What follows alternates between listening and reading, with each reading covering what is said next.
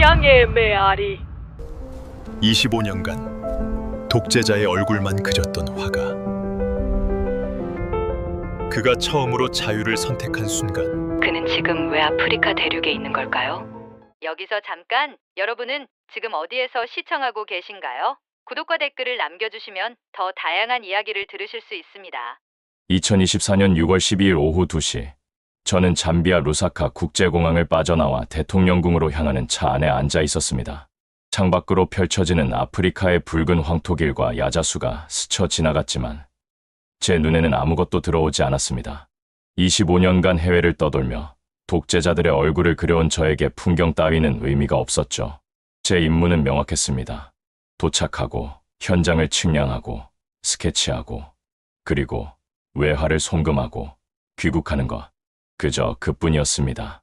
대통령궁 광장에 도착하자 예상치 못한 광경이 펼쳐졌습니다.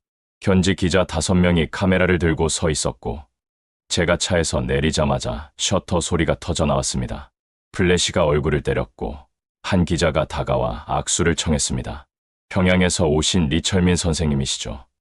직접 뵙게 되어 영광입니다라고 그가 말했습니다. 선생님 작품은 이미 아프리카 전역에서 유명합니다. 특히 2015년 앙골라 독립기념관 천장화는 정말 감동적이었습니다. 저는 담담하게 고개를 끄덕이며 과찬이십니다. 당과 수령님의 은덕입니다라고 답했습니다. 이건 겸손이 아니라 진심이었습니다.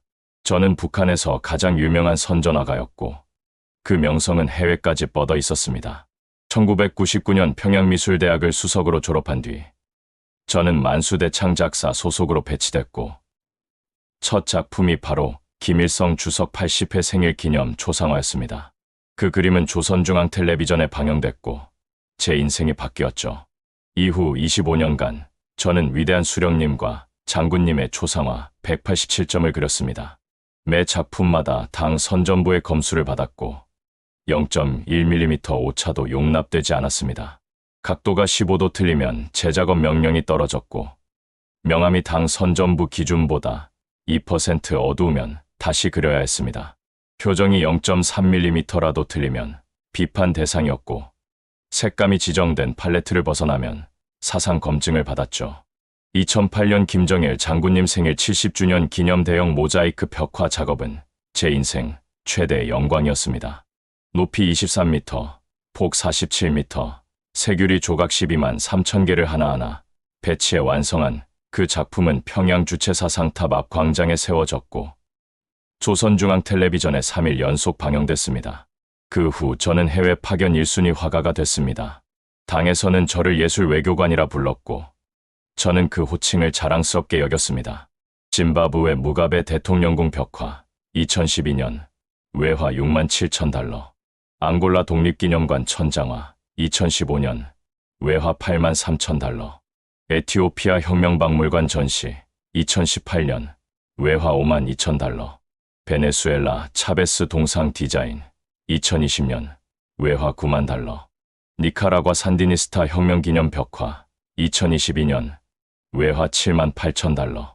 제가 그린 독재자 초상화는 아프리카와 남미 15개국 곳곳에 걸려 있었고 누적 외화벌이 실적은 38만 4천 달러였습니다. 당은 저에게 인민예술가 칭호를 수여했고 평양의 60평방미터 아파트를 배정해줬습니다. 저는 주체사상으로 완벽하게 무장된 예술가였고 그 정체성을 의심한 적이 단 한 번도 없었습니다.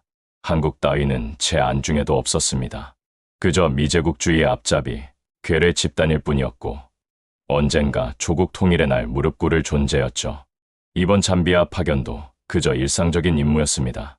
대통령 은조모 카마의 얼굴을 높이 14m, 폭 9m로 대통령궁 정면 외벽에 그리고 외화 9만 2천 달러를 받아 평양 39호실로 송금하는 것.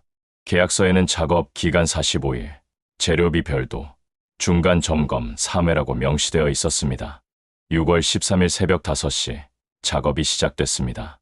대통령궁 정면 외벽에 7층 높이 비계가 세워졌고 저는 매일 새벽 5시부터 밤 10시까지 17시간씩 붓을 잡았습니다.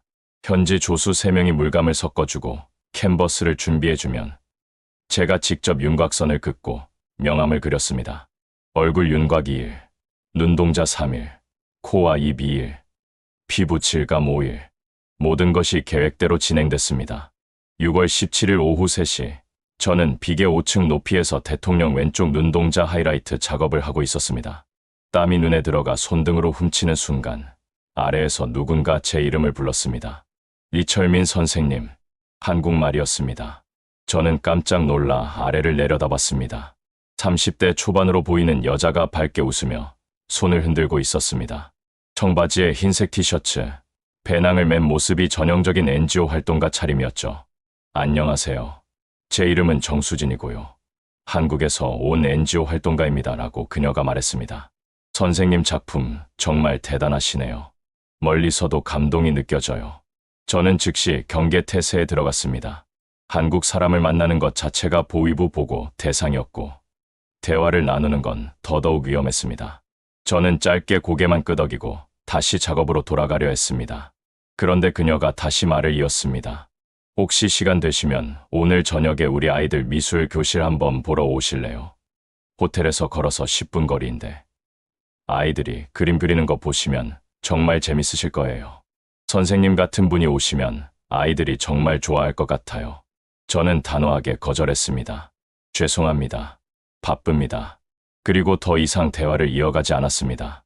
하지만 그날 저녁 호텔로 돌아가는 길에 우연히 그 미술 교실 건물 앞을 지나게 됐습니다. 1층 유리창에 불이 환하게 켜져 있었고 그 안에서 아이들 12명이 크레파스를 쥐고 무언가를 그리고 있었습니다. 저는 발걸음을 멈췄습니다. 아이들은 각자 그리고 싶은 걸 그리고 있었습니다. 강아지를 그리는 아이, 꽃을 그리는 아이, 엄마 얼굴을 그리는 아이, 하늘과 새를 그리는 아이. 정수진은 아이들 사이를 돌아다니며 한 명 한 명 칭찬해주고 있었습니다. 와, 정말 예쁘다. 이 색 조합 정말 좋은데. 내가 그리고 싶은 대로 그려봐. 저는 25년간 명령받은 것만 그렸습니다. 제가 그리고 싶은 것 따위는 한 번도 생각해 본 적이 없었습니다. 그 순간 가슴속 어딘가에서 무언가가 흔들리기 시작했습니다. 6월 18일 새벽 3시, 저는 호텔 침대에 누워 천장을 바라보고 있었습니다. 잠이 오지 않았습니다. 머릿속에는 유리창 너머 아이들의 모습이 계속 떠올랐고 정수진이 했던 말이 귓가에 맴돌았습니다. 내가 그리고 싶은 대로 그려봐. 저는 침대에서 일어나 가방에서 작은 스케치북을 꺼냈습니다. 평소 현장 스케치용으로 가지고 다니던 것이었죠. 책상 앞에 앉아 연필을 쥐었습니다. 그리고 처음으로 수령님이 아닌 다른 것을 그려보기로 했습니다. 어머니 얼굴이 떠올랐습니다. 1997년 고난의 행군 때 굶어 돌아가신 어머니. 마지막으로 어머니를 본 건 제가 평양미술대학 입학 통지서를 받던 날이었습니다. 어머니는 옥수수 죽 한 그릇을 제 앞에 놓으며 철민아, 넌 꼭 화가가 되어라라고 말씀하셨죠. 하지만 손이 떨렸습니다. 연필 끝이 종이에 닿았지만 선이 그어지지 않았습니다. 25년간 명령받은 대로만 그렸던 손은 자유를 몰랐습니다. 머릿속에는 어머니 얼굴이 선명한데 손은 움직이지 않았습니다. 10분, 20분, 30분, 백지 위에 몇 개의 선만 그어졌을 뿐이었습니다. 새벽 4시 30분, 갑자기 문을 두드리는 소리가 들렸습니다. 똑똑똑. 저는 깜짝 놀라 스케치북을 가방에 밀어 넣었습니다. 문을 열자 북한 대사관 보위부 김서기관이 서 있었습니다. 철민 동무, 새벽부터 안 주무시고 뭐 하십니까? 라고 그가 물었습니다. 제 방 안을 훑어보는 그의 눈빛이 날카로웠습니다. 작업 스케치를 하고 있었습니다. 라고 저는 답했습니다. 김서기관은 제 책상 위를 보더니 17일 오후 3시경 동무가 한국 NGO 활동가 정수진과 대화를 나눈 것으로 보고됐습니다. 라고 말했습니다. 무슨 얘기를 나눴습니까? 저는 식은땀이 흘렀지만 침착하게 답했습니다. 그쪽에서 일방적으로 말을 걸었고 저는 바쁘다고 거절했습니다. 그뿐입니까? 예, 그뿐입니다. 김서기관은 제 눈을 5초간 응시하더니 철민 동무, 해외 파견 허가는 당의 얼굴입니다. 적대 세력과의 접촉은 사상 검증 대상이라는 거 알고 계시죠? 라고 말했습니다. 잘 알고 있습니다. 좋습니다. 내일 아침 9시 대사관으로 출두하십시오. 서면 보고서를 작성하셔야 합니다. 그가 떠나고 나서 저는 침대에 주저앉았습니다. 출두 명령. 이건 단순한 보고가 아니었습니다. 서면 보고서는 보위부 조사의 시작이었고 평양으로 소환되면 정치범 수용 소행이었습니다. 6월 18일 오전 7시, 저는 짐을 꾸리기 시작했습니다. 대사관에 가면 안 된다는 걸 알았습니다. 하지만 도망칠 곳도 없었습니다. 북한 대사관은 이미 저를 감시하고 있었고, 잠비아 경찰도 북한과 협력 관계였습니다. 그때 핸드폰에 문자 하나가 왔습니다. 발신자는 정수진이었습니다. 선생님, 어제 지나가시는 거 봤어요. 혹시 필요한 게 있으시면 연락 주세요. 260-97-XXXXXXX. 저는 그 번호를 5분간 바라봤습니다. 그리고 결심했습니다. 오전 8시 30분, 저는 호텔 뒷문으로 빠져나갔습니다. 대사관 방향이 아니라 반대 방향으로 걸었습니다.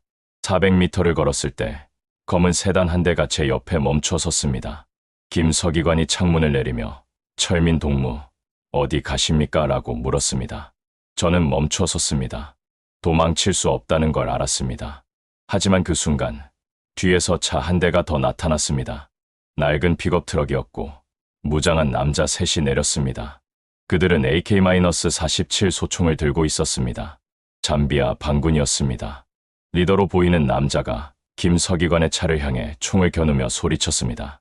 차에서 내려, 지금 당장. 김 서기관은 당황한 표정으로 차에서 내렸고 반군들은 그를 땅바닥에 엎드리게 했습니다. 그리고 저를 향해 다가왔습니다.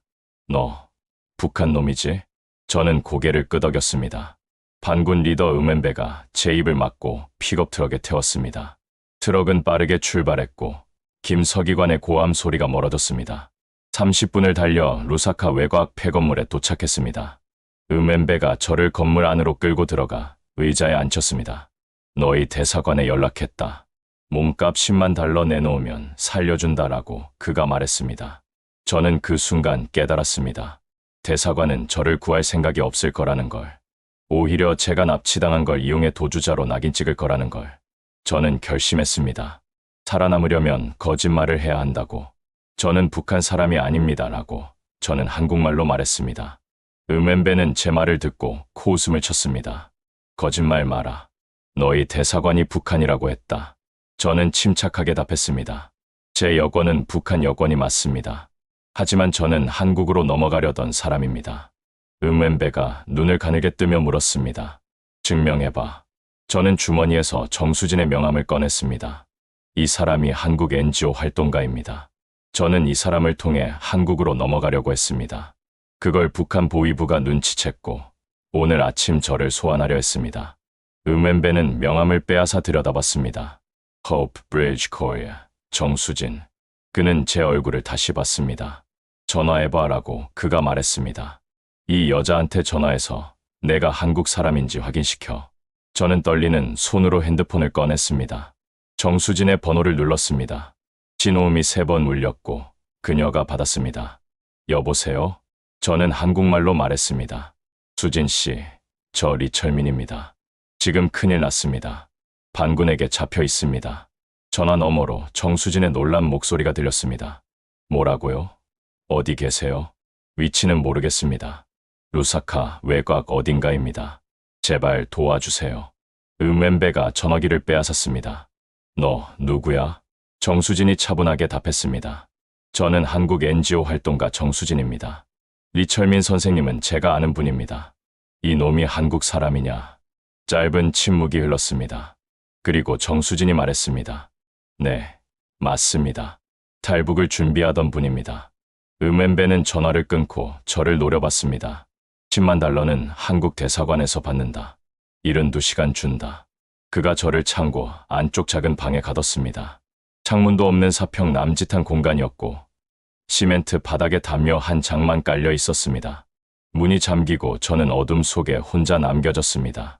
3시간 후 핸드폰에 문자가 왔습니다. 정수진이었습니다. 선생님, 한국 대사관에 연락했습니다. 하지만 시간이 필요합니다. 72시간 안에 해결하겠습니다. 절대 포기하지 마세요. 저는 답장을 보냈습니다. 제가 거짓말을 했습니다. 저는 북한 화가입니다. 탈북자가 아닙니다. 5분 후 정수진의 답장이 왔습니다. 알고 있습니다. 당신이 리철민 화가라는 것도 알고 있습니다. 앙골라 천장화도 받고 에티오피아 전시도 알고 있습니다. 하지만 지금 중요한 건 당신이 살아남는 겁니다. 제 말 잘 들으세요. 그녀의 다음 문자는 구체적이었습니다. 반군에게 당신이 화가라는 걸 증명하세요. 그림을 그려 보이세요. 당신의 가치를 보여주세요. 72시간 안에 제가 돈을 마련하겠습니다. 한국 정부가 아니라 다른 방법으로. 저는 문자를 읽고 또 읽었습니다. 다른 방법, 무슨 의미인지 이해할 수 없었습니다. 6월 19일 새벽, 음엠베가 문을 열고 들어왔습니다. 그는 물 한 병과 빵 한 조각을 던져줬습니다. 너희 대사관에서 연락 왔다라고 그가 말했습니다. 리철민은 조국을 배신한 도주자다. 우리는 몸값을 지불하지 않는다. 그 놈을 처리하든 말든 당신들 마음이다. 저는 예상했던 답변이었지만 가슴이 철렁 내려앉았습니다. 음엠베가 덧붙였습니다. 한국 대사관에도 연락했다. 하지만 북한 국적자는 보호 대상이 아니라고 했다. 그러니까 넌 지금 아무도 없는 거다. 그가 나가려는 순간 저는 말했습니다. 제가 그림을 그려드리겠습니다. 음엠베가 멈춰섰습니다. 저는 25년간 화가로 살았습니다. 아프리카 15개국에 제 작품이 있습니다. 제 그림 한 점은 5만 달러 이상의 가치가 있습니다라고 저는 말했습니다. 음엠베가 돌아서며 물었습니다. 그게 무슨 소용이냐? 제 그림을 팔아서 10만 달러를 만들 수 있습니다라고 저는 답했습니다. 음엠베는 웃었습니다. 독재자 그림을 누가 사냐? 저도 몰랐습니다. 하지만 정수진은 분명 방법이 있다고 했습니다. 3일만 시간을 주십시오. 증명하겠습니다라고 저는 말했습니다. 음엠베는 저를 한참 바라보더니 좋다. 3일 준다라고 말하고 나갔습니다. 저는 핸드폰을 꺼내 정수진에게 문자를 보냈습니다. 준비됐습니다. 어떻게 하면 됩니까? 정수진의 답장은 1시간 후에 왔습니다. 내일 새벽 4시. 당신이 갇힌 곳에서 300m 떨어진 도로에 검은색 랜드로버가 대기합니다. 차 안에 캔버스, 물감, 붓이 있습니다. 반군에게 요청하세요. 당신이 작업할 장소를 달라고. 저는 답장을 보냈습니다. 누가 제 그림을 삽니까? 정수진의 답은 간단했습니다. 묻지 마세요. 그냥 그리세요. 6월 19일 오후 5시, 음엠베가 다시 왔습니다. 저는 그에게 말했습니다. 내일 새벽 재료가 도착합니다. 제가 그림을 그릴 공간이 필요합니다. 그리고 빛도. 음엠베는 의심스러운 눈빛으로 물었습니다. 누가 재료를 가져온다는 거냐? 한국 NGO입니다. 그들이 제 그림을 팔 방법을 알고 있습니다. 음엠베는 웃었습니다. 좋다. 하지만 내가 도망치려 하면 그 자리에서 쏜다. 그날 밤 저는 잠을 이룰 수 없었습니다. 머릿속에는 오직 하나의 생각만 맴돌았습니다. 무엇을 그릴 것인가? 25년간 저는 명령받은 것만 그렸습니다. 수령님의 얼굴, 각도, 표정, 명암, 색감까지 모두 정해져 있었습니다. 하지만 지금 저는 처음으로 선택해야 했습니다. 자유가 주어졌지만 손은 떨렸습니다. 6월 20일 새벽 4시 10분, 폐건물 밖에서 차 소리가 들렸습니다. 음엠베와 부하 둘이 총을 들고 밖으로 나갔습니다. 5분 후 그들이 큰 상자 2개를 들고 돌아왔습니다. 상자를 열자 새 캔버스 3장, 유화 물감 세트, 붓 20여 개, 팔레트, 이젤, 조명 스탠드가 들어 있었습니다. 전문가용 재료였습니다. 음엠베가 말했습니다. 2층 창고를 써라. 창문이 있다. 하지만 창문에는 철창이 있고 내 부하가 문 앞을 지킨다. 저는 재료를 들고 2층으로 올라갔습니다. 15평 정도 되는 공간에 햇빛이 들어오는 창문이 하나 있었습니다. 먼지가 쌓인 바닥이었지만 그림을 그리기엔 충분했습니다. 이젤을 세우고 캔버스를 걸었습니다. 순백의 캔버스가 저를 바라봤습니다. 무엇을 그릴 것인가? 손에 붓을 쥐었습니다. 하지만 움직이지 않았습니다. 핸드폰에 정수진의 문자가 왔습니다. 당신이 그리고 싶은 것을 그리세요. 당신의 마음속에 있는 것을. 저는 눈을 감았습니다. 머릿속에 떠오르는 것은 무엇인가? 어머니 얼굴이었습니다. 1997년 겨울, 굶어 죽기 직전 저를 바라보던 어머니의 눈빛. 철민아, 넌 꼭 화가가 되어라. 저는 붓을 들었습니다. 그리고 처음으로 제 의지로 선을 그었습니다. 검은색으로 윤곽을 잡았습니다. 어머니의 윤곽이 캔버스 위에 나타나기 시작했습니다. 손이 떨렸지만 멈추지 않았습니다. 6시간이 흘렀습니다. 중간에 음엠베가 2번 들어와 확인했지만 아무 말도 하지 않았습니다. 저는 계속 그렸습니다. 어머니의 눈, 코, 입, 주름진 손. 25년간 수령님만 그렸던 그 손으로 처음으로 사랑하는 사람을 그렸습니다. 오후 3시, 그림이 반쯤 완성됐을 때 음엠베가 다시 들어왔습니다. 그는 캔버스를 보더니 입을 열었습니다. 이게 누구냐? 제 어머니입니다. 음엠베는 한참 그림을 바라봤습니다. 그리고 물었습니다. 이 그림이 10만 달러 값어치가 있냐? 저는 답할 수 없었습니다. 모르겠습니다. 그때 문 밖에서 총소리가 터졌습니다. 타타타탕. 음엠베가 총을 빼들고 문 밖으로 뛰쳐나갔습니다. 저도 본능적으로 창문으로 달려갔습니다. 건물 앞에 검은색 SUV 3대가 멈춰섰고 무장한 남자 10명이 내렸습니다. 북한 대사관 보안요원들이었습니다. 김 서기관이 확성기를 들고 소리쳤습니다. 리철민을 내놓아라. 그는 조선민주주의인민공화국의 재산이다. 음엠베와 부하들이 건물 1층에서 총을 쏘기 시작했습니다. 북한 보안요원들도 응사했습니다. 총알이 건물 벽을 관통했고 유리창이 박살났습니다. 저는 캔버스를 움켜쥐고 바닥에 엎드렸습니다. 5분간의 총격전 후 갑자기 조용해졌습니다. 그리고 새로운 차량 소리가 들렸습니다. 잠비아 경찰 차량 5대가 도착했습니다. 경찰 한 명이 확성기로 소리쳤습니다. 모두 무기를 내려놓아라. 지금 당장. 김 서기관이 고함쳤습니다. 우리는 외교관이다. 치외법권이다. 하지만 경찰은 물러서지 않았습니다. 이곳은 잠비아 땅이다. 무기를 내려놓지 않으면 사격한다. 긴장된 대치 상황이 10분간 이어졌습니다. 그리고 김 서기관이 결국 총을 내렸습니다. 경찰이 건물 안으로 들어왔습니다. 음엠베와 부하들이 체포됐고 저도 경찰에게 붙잡혔습니다. 경찰서장이 저를 보며 물었습니다. 당신이 리철민입니까? 예. 당신은 북한 국적입니까? 한국 국적입니까? 저는 입을 열 수 없었습니다. 그때 뒤에서 익숙한 목소리가 들렸습니다. 그는 한국 국적입니다. 정수진이었습니다. 그녀 옆에는 한국 대사관 직원 2명이 서 있었습니다. 경찰서장은 정수진을 보며 물었습니다. 증명할 수 있습니까? 정수진이 서류 봉투를 꺼냈습니다. 여기 한국 외교부에서 발급한 긴급 여행 증명서입니다. 리철민 씨는 북한 국적을 포기하고 대한민국 보호를 신청한 상태입니다. 저는 그 서류를 본 적이 없었습니다. 하지만 정수진은 제 눈을 똑바로 바라보며 말했습니다. 맞죠? 리철민 선생님. 김 서기관이 고함쳤습니다. 거짓말이다. 리철민은 조선의 인민예술가다. 25년간 당에 충성한 화가다. 경찰서장이 저를 향해 물었습니다. 리철민 씨, 당신은 어느 나라 국민이고 싶습니까? 모두가 저를 바라봤습니다. 김 서기관, 정수진, 한국 대사관 직원들, 잠비아 경찰들. 제 입에서 나온 대답은 저도 예상하지 못한 것이었습니다. 저는 한국 국민이고 싶습니다. 김 서기관의 얼굴이 일그러졌습니다. 배신자, 당신 가족이 평양에 있다는 거 잊었습니까? 당신 동생, 조카들이 어떻게 될 것 같습니까? 제 가슴이 얼어붙었습니다. 동생 리철수, 조카 명호, 명수, 그들의 얼굴이 떠올랐습니다. 정수진이 제 팔을 붙잡았습니다. 선생님, 이제 돌아갈 수 없습니다. 이미 선택은 끝났습니다. 경찰서장이 결정을 내렸습니다. 한국 대사관이 보호 의사를 밝혔으니 리철민 씨는 한국 대사관에 인계합니다. 북한 측은 외교 경로를 통해 이의를 제기하십시오. 김 서기관이 저를 향해 마지막으로 소리쳤습니다. 리철민, 당신은 평생 조국으로 돌아갈 수 없을 것이다. 당신 가족도 끝이다. 한국 대사관 차량이 저를 태우고 출발했습니다. 차 안에서 정수진이 물 한 병을 건네며 말했습니다. 괜찮으세요? 저는 대답하지 못했습니다. 손이 떨렸습니다. 선생님, 그림은 어떻게 됐나요? 라고 정수진이 물었습니다.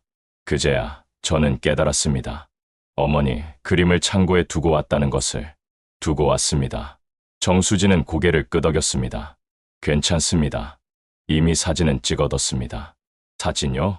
총격전이 일어나기 전에 드론으로 창문을 통해 촬영했습니다. 선생님이 그림 그리는 모습도 다 찍혔습니다. 저는 이해할 수 없었습니다. 왜요? 그림도 완성 못했는데 누가 삽니까? 정수진이 핸드폰을 꺼내 보여줬습니다. 화면에는 제 그림 사진과 함께 글이 올라와 있었습니다. 북한 최고 화가의 첫 자유 작품. 25년간 독재자만 그렸던 손으로 처음 그린 어머니의 초상. 아래에는 경매 사이트 링크가 있었습니다. 현재 입찰가 32,000달러. 이게 뭡니까? 라고 저는 물었습니다. 선생님의 이야기입니다. 라고 정수진이 답했습니다. 북한 화가가 자유를 선택하는 순간을 전 세계가 지켜보고 있습니다. 선생님의 그림은 예술 작품이 아니라 증언입니다. 차는 한국 대사관으로 향했습니다. 하지만 제 머릿속은 혼란스러웠습니다. 대사관에 도착하자 김 참사관이 저를 맞이했습니다. 리철민 선생님, 환영합니다. 이제 안전합니다. 하지만 저는 안전하다고 느끼지 못했습니다. 평양에 있는 동생 생각만 났습니다. 정수진이 제 어깨에 손을 얹었습니다. 선생님, 72시간 안에 선생님을 한국으로 보내드리겠습니다. 하지만 그 전에 한 가지만 부탁드려도 될까요? 뭡니까? 완성하세요. 어머니, 그림을. 어떻게요? 그림은 창고에 있는데. 정수진이 미소 지었습니다. 여기 대사관에 새 캔버스를 준비했습니다. 다시 그려주세요. 처음부터. 하지만 이번엔 당신의 기억만으로. 6월 21일 새벽 5시. 저는 한국 대사관 회의실에서 새 캔버스 앞에 섰습니다. 붓을 들었습니다. 하지만 이번엔 떨리지 않았습니다. 어머니의 얼굴이 선명하게 떠올랐습니다. 1997년 겨울, 굶주림 속에서도 저를 바라보던 그 눈빛. 철민아, 넌 꼭 화가가 되어라. 저는 그렸습니다. 12시간 동안 쉬지 않고 그렸습니다. 해가 지고 다시 떠올랐습니다. 6월 22일 오전 9시, 그림이 완성됐습니다. 정수진이 완성된 그림을 보며 말했습니다. 아름답습니다. 경매 최종 낙찰가는 12만 7천 달러였습니다. 구매자는 익명이었습니다. 하지만 메시지가 하나 남겨져 있었습니다. 자유의 첫 작품의 경의를 표합니다. 뉴욕 현대미술관 후원자 일동. 6월 23일, 저는 인천국제공항에 도착했습니다. 비행기 문이 열리고 처음 한국 땅을 밟는 순간 다리가 후들거렸습니다. 25년간 적으로만 여겼던 땅. 하지만 이제는 제가 선택한 땅이었습니다. 공항 입국장에는 정수진과 통일부 관계자 셋이 기다리고 있었습니다. 기자들도 있었지만 정수진이 막아섰습니다. 선생님은 아직 준비가 안 되셨습니다. 하나원에서 3개월간 정착 교육을 받았습니다. 한국 사회, 한국 문화, 한국법. 모든 게 낯설었습니다. 하지만 가장 힘든 건 죄책감이었습니다. 매일 밤 동생 얼굴이 꿈에 나왔습니다. 평양 어딘가에서 신문 받고 있을 동생. 형이 조국을 배신했다는 비난을 듣고 있을 조카들. 9월 15일, 하나원 교육이 끝났습니다. 정수진이 저를 서울 홍대 근처 작은 작업실로 데려갔습니다. 여기서 다시 시작하세요라고 그녀가 말했습니다.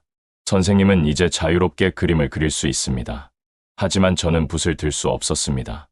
한 달이 지났습니다. 캔버스는 비어 있었고 저는 매일 창밖만 바라봤습니다.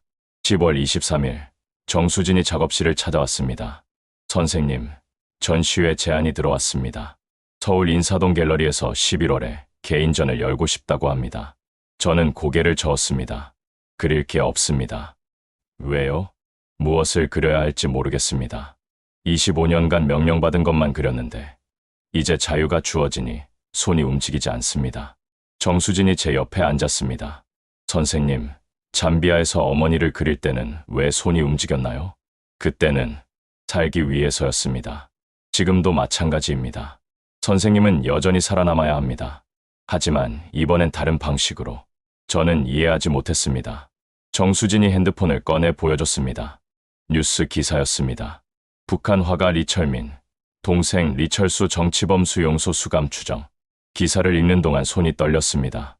동생은 재탈북 후 평양에서 체포됐고 가족 전체가 함경북도 정치범 수용소로 보내졌다는 내용이었습니다. 저는 핸드폰을 떨어뜨렸습니다. 정수진이 말했습니다. 선생님, 선생님이 그림을 그리지 않으면 동생의 희생은 의미가 없습니다. 선생님이 침묵하면 북한 정권은 승리하는 겁니다. 제가 뭘 할 수 있습니까? 그림 그리는 게 동생을 구할 수 있습니까? 아니요. 하지만 증언할 수 있습니다. 선생님이 25년간 본 것들을, 독재의 실체를, 예술이라는 이름으로 자행된 억압을. 저는 캔버스를 바라봤습니다. 정수진이 덧붙였습니다. 선생님의 그림은 이제 무기입니다. 침묵을 깨는 무기, 진실을 드러내는 무기. 그날 밤 저는 처음으로 붓을 들었습니다. 무엇을 그릴 것인가? 25년의 기억이 쏟아져 내렸습니다. 만수대 창작사 지하 작업실에서 밤새 수령님 초상화를 그리던 화가들.